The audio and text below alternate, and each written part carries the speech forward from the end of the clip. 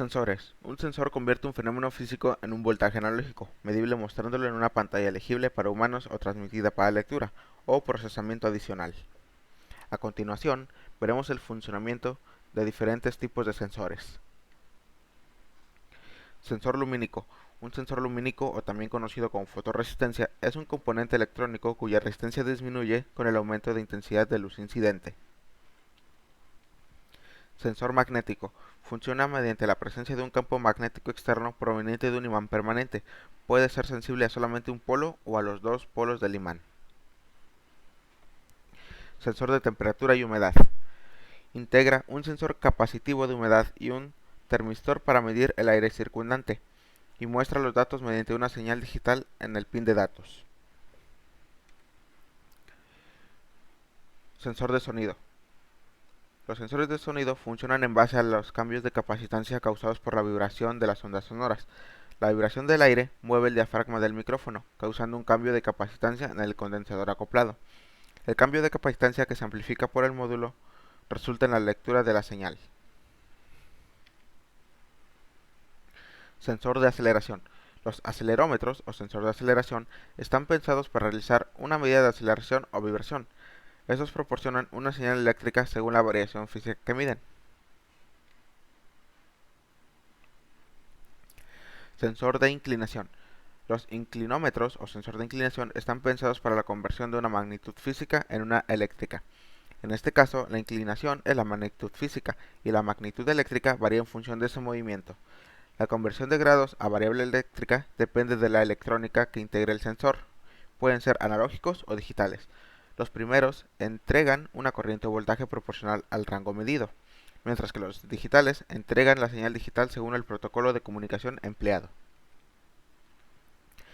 Sensor de presión barométrica. El sensor de presión barométrica permite medir la altura respecto al nivel del mar. Su funcionamiento está basado en la relación entre presión del aire y la altitud.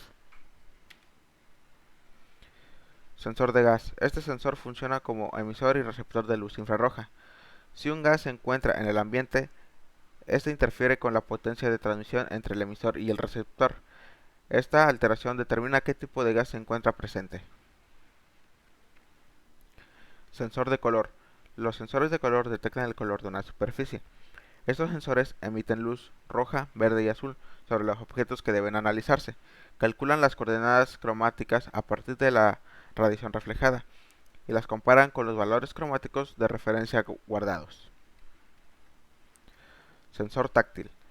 Los interruptores táctiles funcionan gracias a un circuito integrado y a un dispositivo electrónico semiconductor que controla los estados de conducción y no conducción del circuito. Al tocar la placa con el dedo, el sensor detecta la pulsación informando de ello el circuito integrado. Sensor de movimiento. El modo de funcionamiento de este tipo de dispositivos varía en función de su forma de trabajo. Por ejemplo, existe el sensor de presencia ultrasónicos, capaces de captar variaciones en el espacio a través de una onda ultrasónica que recorre el área y vuelve a detectar rebotando en cada objeto que se encuentra en el ambiente. También existen los sensores por infrarrojo. Estos sensores detectan la presencia cuando un cuerpo corta el haz que proyecta o a través de la variación que se produce en la temperatura. Y también están los sensores duales, que son aquellos que combinan las dos tecnologías anteriores, es decir, los infrarrojos y los ultrasónicos. Sensor de proximidad. Los sensores de proximidad capacitivos son similares al de los sensores inductivos. Un condensador situado en la cara principal del sensor genera un campo electromagnético. Cuando una pieza se acerca, cambia la intensidad y la frecuencia de las oscilaciones. Sensor de corriente.